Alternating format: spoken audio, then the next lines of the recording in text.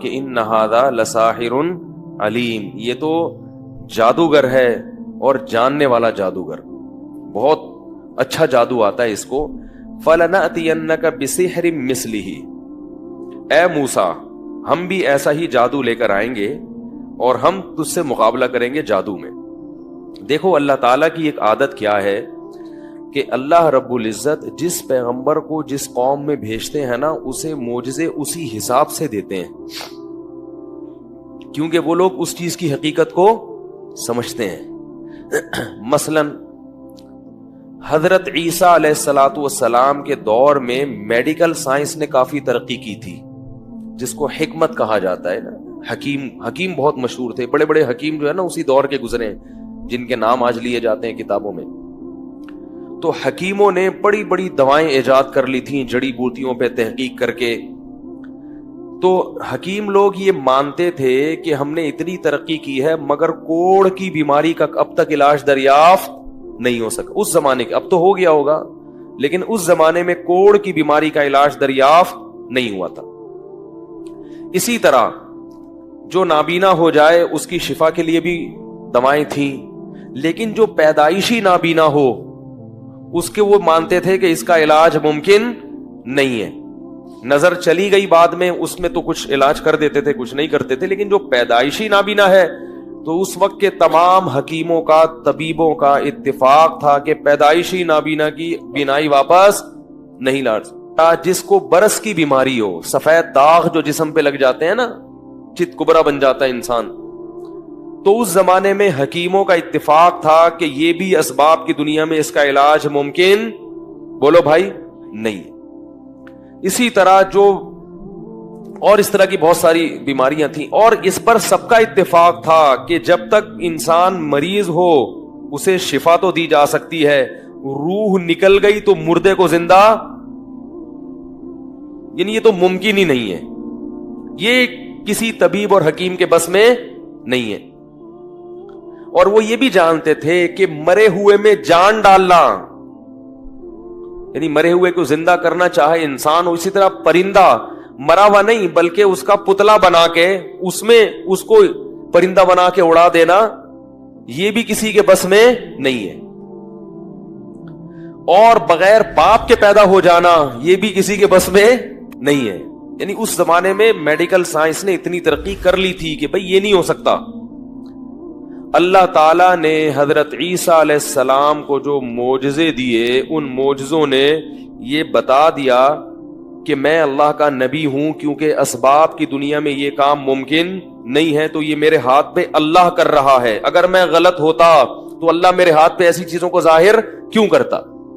اگر حضرت عیسیٰ کسی اور قوم میں آتے نا، پھر وہ کیا کرتے، کوڑ کے مریض کو ہاتھ لگاتے، اس کو شفا ہو جاتی، تو لوگ کہتے بھائی یہ کوئی حکیم ہے، اس نے چپکے سے کوئی ایسا ان کو چورن کھلایا ہے جس کی وجہ سے یہ ٹھیک ہو گیا، کیونکہ وہ حکمت کے علم کو جاننے والے نہیں تھے نا.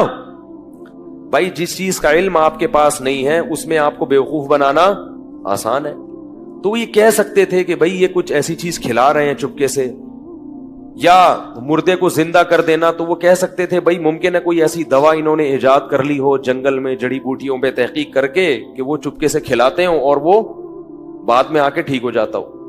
تو اللہ نے حضرت عیسیٰ کو یہ معجزے دیے یہ بتانے کے لیے کہ وہ قوم جانتی تھی کہ یہ کسی انسان کے بس میں نہیں ہے، اور اس چیز کا میڈیکل سائنس سے کوئی تعلق، بولو بھائی، نہیں ہے. میڈیکل سائنس یہاں کے فیل ہو جاتی ہے، اس لیے بہت سارے معجزے دیے. ابریح الاکمہ والابرص واحیی الموتى، مردے کو کہتے نا قم باذن اللہ، مردہ اٹھ کے بیٹھ جاتا کیسا. اور پرندے کا پتلا بناتے عیسیٰ علیہ السلام، اس میں پھونک مارتے، وہ پھڑپھڑا کے اڑ جاتا پرندہ بن کے. تو یہ اللہ نے معجزے دیے. حضرت موسیٰ علیہ السلام کا جو دور تھا نا، یہ بہت خوب اچھی طرح سمجھو. حضرت موسیٰ علیہ السلام کے دور میں جادو کا بڑا زور تھا. کرتب جیسے ہوتا ہے نا، آج کل آپ نے یوٹیوب پہ ویڈیوز دیکھی ہوں گی، رومال سے کیا نکال دیتے ہیں، کبوتر. یہ جادو ہے، رومال سے کبوتر نکال لیا. وہ ہمارے اسکول میں ایک آیا، ایک صاحب آئے، انہوں نے شو دکھایا کہ جگ میں انہوں نے دودھ ڈالا، پھر جگ کو الٹا کر دیا تو کچھ بھی نہیں اندر. ہم حیران کہ یار یہ دودھ گیا کہاں پہ، یہ شعبدے ہوتے ہیں. اسی طرح ایک لڑکے کو کھڑا کیا, ایک بال تھی وہ پتہ نہیں کیا کدھر غائب ہو گئی, تو ایک لڑکے کو کھڑا کر کے نا اس کے ہاتھ کو ہیڈ پمپ کی طرح چلایا تو اس کے منہ سے بال نکل گئی. تو یہ فن جو ہے نا یہ بڑا عجیب ٹیکنیکل فن ہے. نظر کا کیا ہوتا ہے اس میں؟ دھوکا ہوتا ہے. تو یہ فن حضرت موسیٰ علیہ السلام کے دور میں عروج پر تھا, بہت ترقی کی تھی اس فن نے. اللہ نے حضرت موسیٰ علیہ السلام کو اسی سے ملتا جلتا معجزہ دیکھ کے بھیجا. وہ لوگ لاٹھی سے سانپ بھی بناتے تھے, رسیاں پھینکتے تھے سانپ بن جاتی تھی, اس قسم کے شعبدے دکھاتے تھے. تو اللہ نے حضرت موسیٰ کو کیا کیا, یہ والا معجزہ دے کے بھیجا. اگر وہ لوگ جادو کے علم سے واقف نہ ہوتے تو وہ یہ کہہ سکتے تھے یہ کیا ہے, جادو ہے. لیکن جو جادو کو جانتے ہیں وہ فوراً پہچان جائیں گے کہ ہم جو کچھ کر رہے ہیں وہ نظر کا دھوکا ہے, اور موسیٰ جو کر رہا ہے وہ حقیقت میں لاٹھی کیا بن رہی ہے, سانپ بن رہی ہے. یہ بس میں نہیں ہے بھائی, یہ بس میں نہیں ہے, یہ نہیں ہو سکتا. تو اللہ تعالیٰ چاہتے تھے کہ حضرت موسیٰ کی نبوت پورے مصر شہر میں ثابت ہو جائے. تو یہ پورا مرحلہ جو ہے نا فرعون کے سامنے, یہ پورا پروسیس سے گزارا گیا اس پورے عمل کو. معجزہ بھی وہی والا دیا گیا جو جادوگر دکھانا چاہتے تھے. تو اب پتہ چل گیا کہ اللہ نے حضرت موسیٰ کو پہلی دفعہ لاٹھی کیوں پھکوائی اور سانپ کیوں بنایا, اس سے مانوس کرنے کے لیے کہ یہ لاٹھی بار بار سانپ بنے گی, صحیح ہے نا, اور اسی سے آپ کی نبوت کا سکہ جمے گا, اسی سے آپ کی نبوت ثابت ہوگی.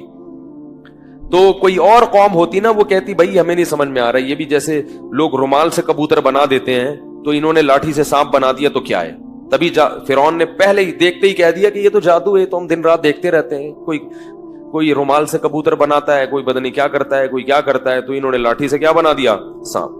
تو اب موسیٰ علیہ السلام سے اس نے کہا فَلَنَأْتِيَنَّكَ بِسِحْرٍ مِثْلِهِ, موسیٰ یہ کوئی مسئلہ نہیں ہے, میرے محل میں جو تو بات کر رہا ہے نا, یہ تو نے یہ دکھایا, ہم بھی ایک ایسا جادو لے کر آئیں گے. فَاجْعَلْ بَيْنَنَا وَبَيْنَكَ مَوْعِدًا لَا نُخْلِفُهُ نَحْنُ وَلَا أَنْتَ مَكَانًا سُوًى, اب تو بتا کہ مقابلہ تو نے کس دن کرنا ہے, مقابلے کی ڈیٹ آپ دو. فرعون کو اطمینان تھا نا کہ میں مقابلہ, میرے پاس تو ہزاروں جادوگر ہیں, میں بادشاہ ہوں, تو مجھے ڈرنے کی ضرورت نہیں ہے. لوگوں کا خیال تھا کہ حضرت موسیٰ علیہ السلام کوئی ایسی جگہ بتائیں گے جہاں 2-3 آدمیوں کے علاوہ کوئی بھی نہ ہو, تاکہ اگر مقابلہ ہار جائیں تو لوگوں کے سامنے معاذ اللہ ذلت نہ ہو. جو آدمی جس کو اپنے حق پر ہونے پہ تردد ہوتا ہے وہ کبھی بھی کھلے عام مناظرہ, وہ کہتا ہے بھائی مناظرہ ہوگا پائپ کے نالے میں بیٹھ کے, میرے اور آپ کے علاوہ کوئی تیسرا آدمی موجود, بولو بھائی, نہیں ہوگا. تو فرعون نے کیا کیا, تو فرعون نے کہا کہ اب آپ بتاؤ. حضرت موسیٰ کو موقع مل گیا, فرمایا موعدکم یوم الزینہ, جو عید کا دن ہے نا, عید کا دن جس میں سب لوگ جمع ہوتے ہیں, اس دن مقابلہ ہوگا کھلے عام. وَأَن يُحْشَرَ النَّاسُ ضُحًى, اور صبح کا وقت ہوگا جب لوگ سارے میدان میں. دیکھو فرعونی بھی صبح کو عید مناتے تھے, آج مسلمان عید پڑھ کے کیا کرتا ہے, 4 بجے اٹھ رہے ہوتے ہیں عید منانے کے لیے. پتہ نہیں کیا ہو گیا مسلمانوں کی عیدیں صبح ہوتی ہیں, شام کو نہیں ہوتی. تو رات کو سو جایا کرو, صبح اٹھا کرو اچھے بچوں کی طرح. تو موعدکم یوم الزینۃ وان یحشر الناس ضحی فتولی فرعون, فرعون نے مجلس ختم کی. فجمع کیدہ, اور پورا زور لگا دیا, جو تدبیریں تھی نا اس کی, جو بھی حکومتی وسائل اور ذرائع ہوتے ہیں وہ سارے اس نے, بولو نا یار, جمع کر لی. کتنے وسائل ہوں گے حکومت کے پاس, تو بہت مسائل ہوں. علماء کہتے ہیں ہزاروں, بعض نے کہا 50,000 جادوگر, واللہ عالم, ہزاروں جادوگروں کو اس نے کیا کر لیا, جمع کر لیا. اور فرعون نے حضرت موسیٰ سے یہ بھی کہا لا نخلفہ نحن ولا انتا, دیکھو وقت پہ وعدہ خلافی نہ ہم نے کرنی ہے اور نہ آپ نے. میرا بھی ایک دفعہ مناظرہ ہوا تھا 3 طلاق کے مسئلے پر, بالکل یہی ہمارا اسٹائل تھا, ٹھیک ہے, لیکن وہ محترم تشریف نہیں لائے. وہ یہ پھر آئے بھی تو کہنے لگے ہم آپس میں بیٹھ کے کریں گے. میں نے کہا آپس میں بات مناسب نہیں ہے. تو میں نے یہاں سے اخذ کیا تھا وہ. خیر, تو موسیٰ علیہ السلام جو تھے وہ پہنچ گئے حضرت ہارون کو لے کے. ادھر 2 آدمی ہیں حضرت موسیٰ اور ہارون, اور ادھر ہزاروں جادوگر. اور فرعون اس خوش فہمی میں کہ ابھی یہ دونوں کیا کریں گے, ان ہزاروں جادوگروں سے مقابلہ ہار جائیں گے. قرآن کے الفاظ دیکھیں, موسیٰ علیہ السلام نے پہلے ان جادوگروں کو تبلیغ کی, وہ ہزاروں کھڑے ہوئے